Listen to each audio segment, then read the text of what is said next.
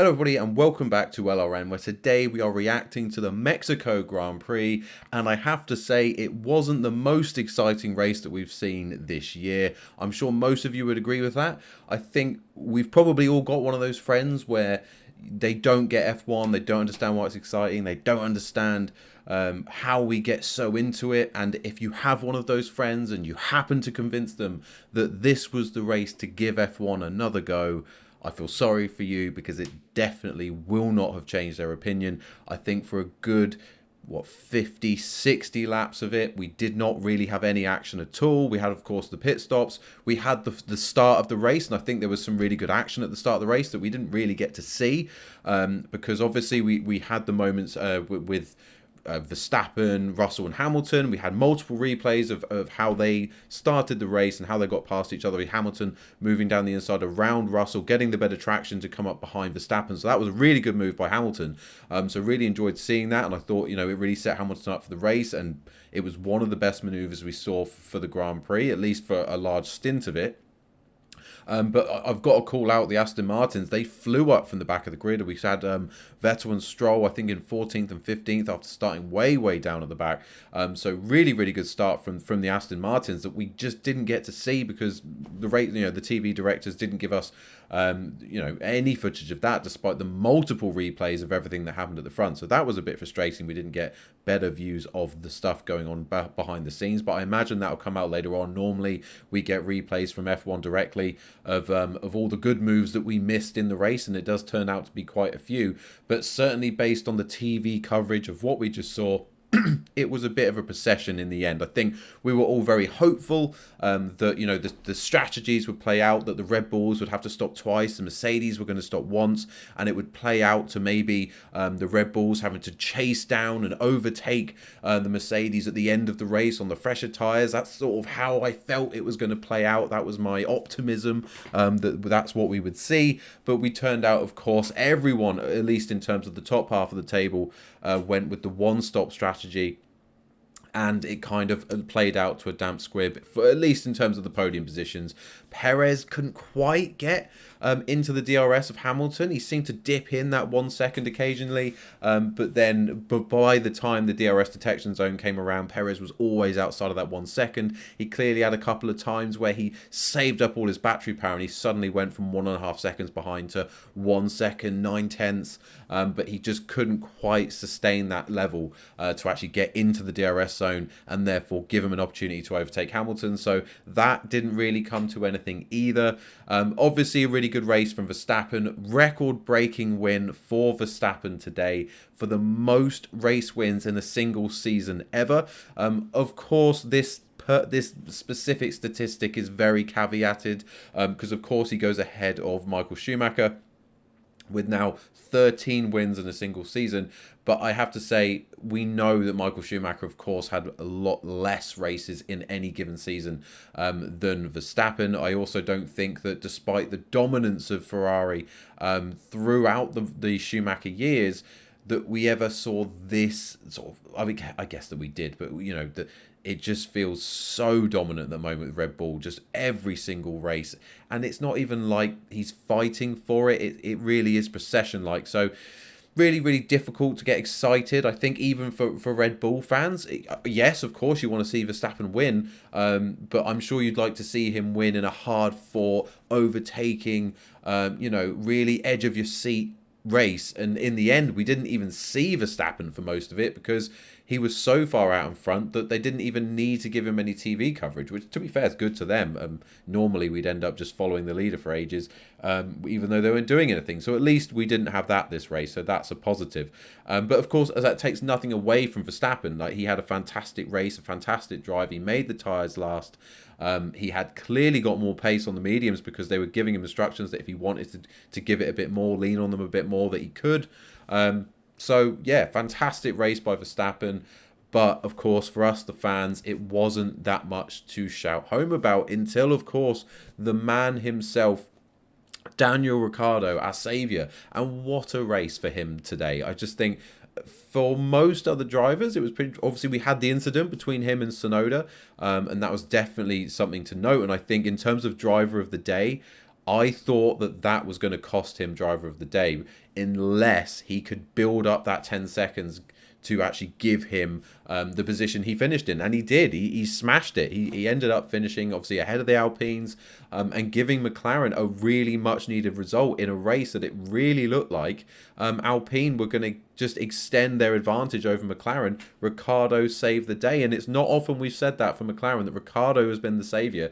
But absolutely phenomenal drive from Ricciardo today. I don't think anyone saw that coming after the horror show that he had in Austin. He obviously, the strategy guys for him called it correctly. They said to him, we're going to bring you in, we're going to go on to the softs to the end, what do you think? He clearly was just like, yeah, whatever, give me whatever you think's right, don't care, I'll drive what you give me. And I think a similar vein to Alonso was just very much of the, just give me whatever you think's best, I'll make it work.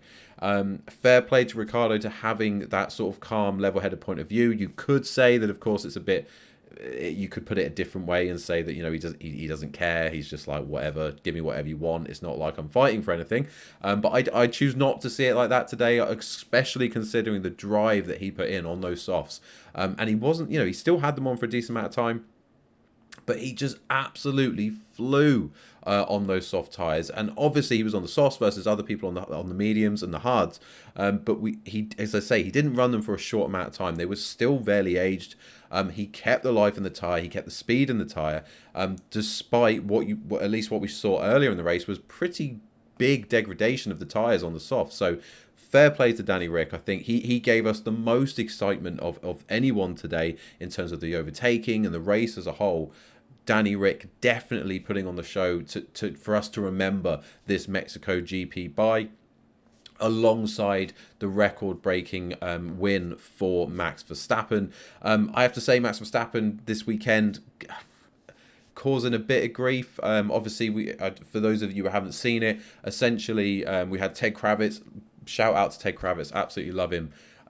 He was doing his notebook after qualifying, and he talked about the race from Abu Dhabi, and he talked about how Lewis will be wanting to get his win this season, and maybe it will come down to Abu Dhabi, and it will be the opposite, and he'll come after Verstappen at the end of the race, and he'll get the win that he was robbed of last year.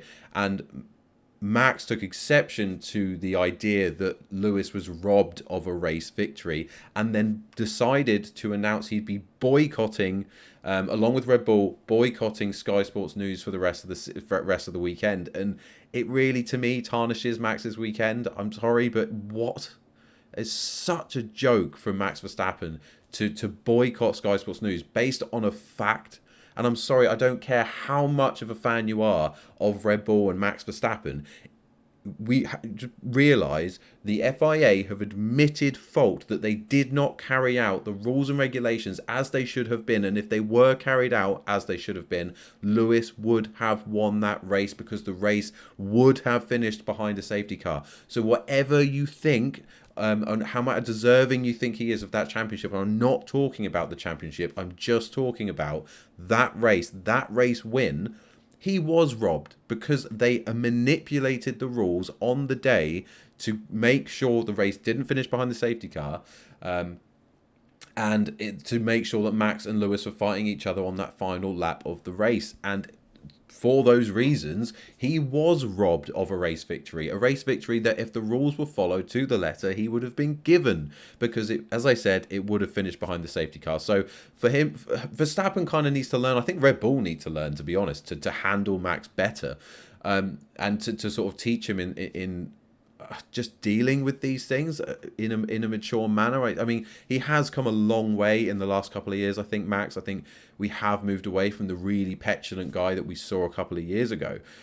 But he should know, if the FIA have admitted fault, it would be so much better for Max just to come out and say, look, this stuff doesn't faze me. I know that the rules weren't followed, but I had nothing to do with it. I wasn't in control of the situation.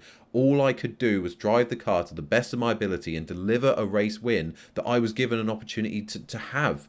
It's not Max's fault that the FIA and F1 came to the decision that they did with the regulations, or you can put it all on Michael Masi if you want to. It isn't Max's fault, and it's much more beneficial to him to come out and say, yep, I appreciate that's what happened. I know why people are frustrated about it, but I didn't do it, right? I fought through an entire race season to be in a situation where I could win the title. Yes, what happened in the final race was, regrettable in terms of the rules and regs not followed. But I had no say in that. All I could do was drive the car as best as I can, and I managed to get the win for the team. And anything other than that, speak to the FIA, speak to the teams. It's nothing to do with me. All I do is drive the car as fast as I can. And it's up to other people in other roles than mine, to come to decisions on bigger subjects like that. Teach him that. Get him to say that. Get him to own the fact that things did happen that didn't necessarily put Max in the best light. And actually, I think if he owned it, if he came out and he spoke like that, directly, openly, honestly, and actually just said, look, yeah, cool, I get people don't like it, I get things went wrong, but I didn't cause it wasn't my fault. All I could do was drive the car as best I can. I wasn't going to let Lewis win just because, in that time I didn't know what was going on. But even if I did, I'm clearly not just going to let him win. I'm a racer. I have an opportunity to win a race, regardless of whether it's for a championship or not. I'm going to go for it. Obviously, I'm going to go for it. And if a championship hadn't been on the line, if Lewis had won it the weekend before, no one would be talking about it. So, let's just move on. It, again, should be how he's presenting that conversation. But instead, he's bitter. He's angry that people still talk about it. He's angry that people seem to be questioning his legitimacy as a driver's champion. And I think that the fact that he doesn't talk about it like that really doesn't help his case. So, obviously, a brilliant day for Max. In terms of breaking that record, another race win, a brilliant drive. I don't take that away from him. But for him, for a takeaway from this weekend, don't stop reacting like this. Have some PR lessons. Have some media training. Just mature a little bit and learn how to deal with these things that have happened, because I think a lot of fans would be more likely to get behind you and to actually understand it from your perspective if you stop being so defensive about the situation and actually just talk about it openly, honestly, and understand that, we know that the rules weren't followed. We know that you were given the race win and you may not have controlled that, but you certainly benefited from it. And I think it's about time that he accepted that, rather than being constantly defensive about the fact that it apparently calls his Drivers' Championship into question, which, I think a lot of you would probably agree with. But anyway, that's my thoughts on that. I just think it tarnishes a bit his weekend, the fact that he's had to do that and that he's then boycotted Sky Sports because of something that Ted Kravitz has said. To me, it just seems ridiculous. But again, let me know in the comments below what you think. But say, on the whole, the race, spot on, loved it. I loved Ricciardo's element of it. But of course, on the whole, the race was a bit boring. Obviously wanted to see the Mercedes come back at the Red Bulls, and never happened. The hard tyres just didn't warm up. And the Ferraris were nowhere to be seen. Don't know what happened to them. I think, again, that most of the racing happened in the sort of the mid-pack. Obviously, we had the Alpines, the AlphaTauris.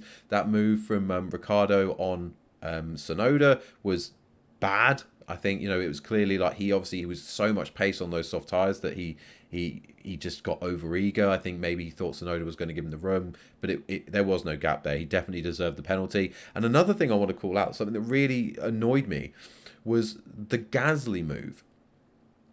So obviously Gasly getting a 5-second penalty in the end because he made a move on Stroll and forced him off the track, and it took so long for the process to take place, where basically the race directors or the race stewards have to talk to each other and then come to a decision on what that penalty is going to be. And because it took so long, he was already 4.5 seconds down the road from Stroll before they decided to give him a 5-second penalty. So first of all, step one, that process needs to be fixed. They need to be making those sort of decisions where it impacts him. Because what should have happened is he should have been told immediately, because it was so obvious how wrong that was. He should have been told immediately, give the place back now, otherwise you will get a penalty, right? Everybody could see. Obviously, we have Martin Brundle talking about it as well. It was so obvious that he was going to get a penalty for pushing Stroll off the track and gaining an unfair advantage and a lasting advantage. Everyone could see that he was going to get a penalty. So two things. One, the whole decision-making process needs to be carried out quicker. In the process from director to race stewards, back to the teams to let them know that they need to let the guy through or a penalty has been given. All of that needs to be done quicker. The other element of it is if you're AlphaTauri, you know you're getting a penalty for that. You know you are. So just tell him, let him through. Let him through now. Just let him back through. Let's not risk the penalty. We know we're going to get one. Let him through now, and you'll get him on the next lap. You've got the pace. We'll still be in the DRS zone. You'll get him on the next lap. But overall, we know the minimum penalty is going to be 5 seconds, and so we will lose less time. To me, that's a sensible thing to do. I don't understand why AlphaTauri didn't do that. They shouldn't have to, and I will make that caveat that actually they shouldn't have to have this like proactive mindset that it's up to them to decide what penalties are going to be given ahead of time by the race stewards. I get that, but we also know how useless they are. We know how slow they are, and they should have thought about it, I think, and been maybe a bit more proactive and say, look, get on there, let him back through. We can all see that move is going to be penalised. We'll get him on the next go round. We'll get him into turn 1. And he probably would have. And I genuinely believe that he would have got it, and he probably would have saved at least 2 or 3 seconds from that end up sort of 5-second penalty that he gained. So that's my view of it anyway. Let me know how you saw that or what you think that process should be. But obviously, I think best case scenario, of course, the process is quicker. The stewards are quicker to be like, look, we haven't done a full investigation, but I can tell you now you're going to get a penalty. So give it back, or we are going to have to issue a penalty shortly. Just have a better process to reach out to the teams and give them a heads up and tell them what's going to happen. I don't think that's too much to ask for. I think everyone watching could tell that moving. Obviously, Martin Brundle talked about it extensively, but I think anyone watching could tell that the penalty was coming. So definitely something to work on there, I think, for the FIA in general, in terms of how quick, or F1, and how quickly they can deliver those decisions. And while they're improving that process, the teams to come out and go, look, just come on quickly on the radio, give it back. We know that's a penalised, going to be a penalised move. So just let him back through and let's get on with the race. That's my view anyway. Again, let me know in the comments below. But they are my thoughts on the Mexico GP in a nutshell. Let me know who your driver of the day was. Me, I agree, it was Daniel Ricciardo. I don't think you give it to anybody else. But on the whole, I say not the best race, but at least we got some moments towards the end, largely thanks to Danny Ric. And another note just quickly to Alonso, just to say fair play. We all saw how angry he was when he fell out the race, when obviously, he was clearly frustrated. His car was clearly having issues. He obviously let his teammate through. He was seeing people overtake him. He was clearly not happy. You saw him get out of the car, throw his arms around. He was really upset. But he still, even in his anger and upset, had enough about him to wave to the crowd and understood, they were there, they were cheering him, and he took his time to give a thumbs up, give a big wave, and engage with the crowd despite his emotions, his anger, and his sadness at that particular moment. So I thought that was really, really well done by Alonso. So a shout out to him as well, and a shout out to Vettel for his helmet, paying tribute to Dietrich Mateschitz. So that was really nice. But anyway, they're my thoughts on the Mexico GP. Do let me know yours in the comments below. Let me know who your driver of the day was. And if yours was Danny Ric, hit a like on the video for Daniel Ricciardo. Subscribe on the bottom right-hand side. And let me know all of your thoughts below. Otherwise, I just hope you have a great day. Thank you for watching. Goodbye.